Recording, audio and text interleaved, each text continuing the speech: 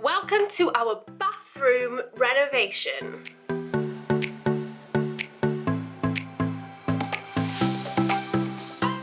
Okay, so when we moved into the property, it hadn't really been touched maybe since 1995. Perhaps earlier, we're not too sure. The bathroom was the most dated part of the bungalow, and I couldn't wait for the full renovation to start because it would just, I was wearing flip-flops in the shower. Don't ask me why, but I was just a bit scared of everything. It was like spiders in there, lots of creepy crawlies, and no.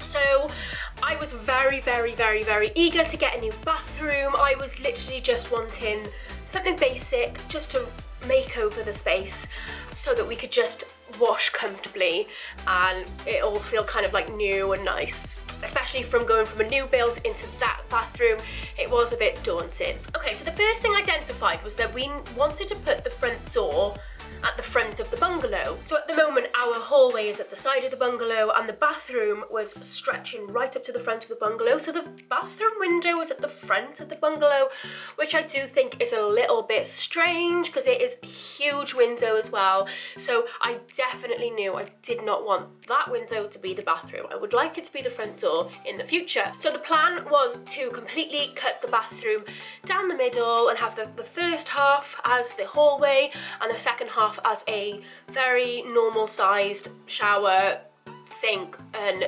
toilet. So when the builder came round, he suggested that we made the bathroom a little bit bigger and the hallway a little bit smaller and had a walk-in shower, and I was like, that is such a good idea. So that's why we kept the archway. And yeah, so what the builders did, they knocked through the wall to create the entrance for the front door into the living room, and then they also plastered the ceilings, they self-leveled the floor, and they created a stud wall in between the hallway and the bathroom, and that's all we could afford for them to do. So then the next part was us. We needed to hire a plumber and a tiler separately. So what we needed to do, our tiler said we needed to batten the walls, we needed to create another stud wall to fit our shower tray. So that was like one of the hardest things we've ever done because there was no light in there and we'd never built a stud wall before. It was such a small space, but we did manage to do it in the end, even though when the tiler came round he had to adjust it because it was not straight. So then what happened, the plumber came and he did the first fix on the shower, first fix on the toilet and the sink and the radiator.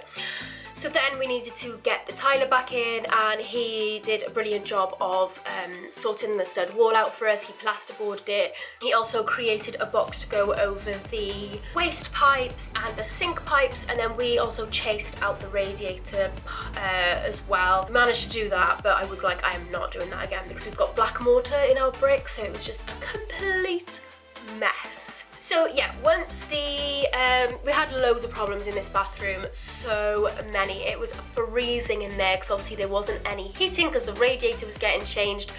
So we had a leak halfway through and it went all under the new tiles, and obviously it was freezing in there. It wasn't drying, so it took ages to be able to finish the floor because of this problem. We also couldn't get the plumber back, so we had to get an emergency plumber, and he fitted the tray wrong. We paid 300 quid for some guy to come and fit the tray wrong.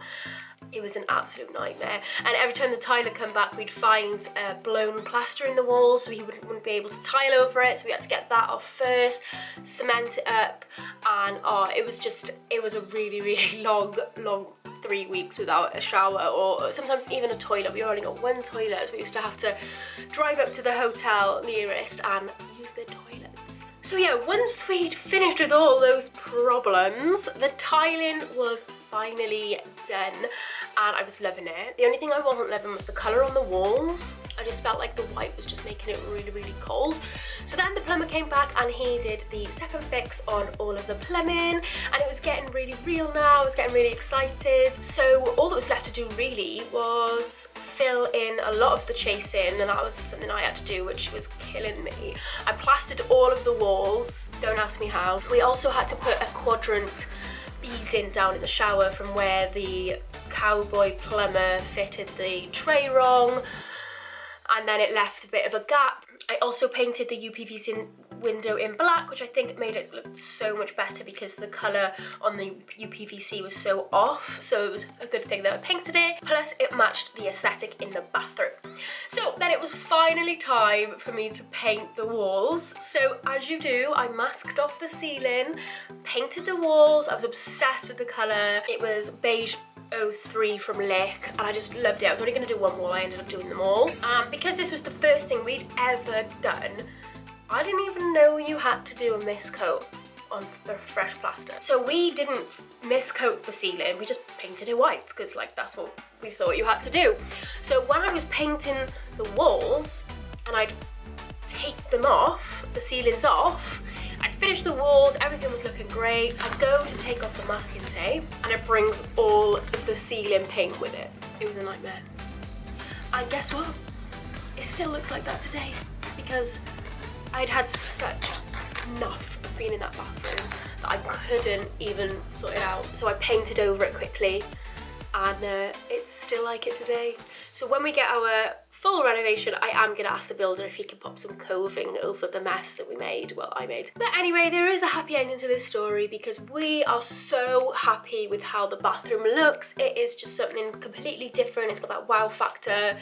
It just feels like a spa. Like I still can't believe that this is my bathroom and I walk into it every morning and it's just like, wow. So yeah, we got a builder in, a plumber in and a tiler, but we also had to do a lot of it ourselves. A lot. So when we like think of the cost of the bathroom, way too much. So in that sense, I do have a bit of a regret about it all, just because it was just too much. But the finished article does show like the price that we paid. I think is worth it. So I hope you like this video and I hope you get some inspiration for your bathroom from it. I'll just say that the tiles on the wall are from B&Q and the tiles on the floor were from N&C.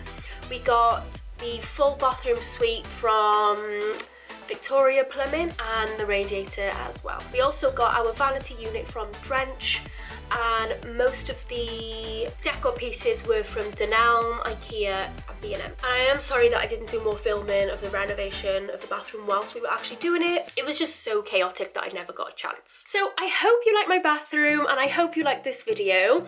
If you are enjoying these videos, then please drop me a comment, let me know what you think, or give me a subscribe to this channel, and that would mean the world to me. I am trying to actively grow my channel, so every watch I really appreciate it, and I will see you in the next video.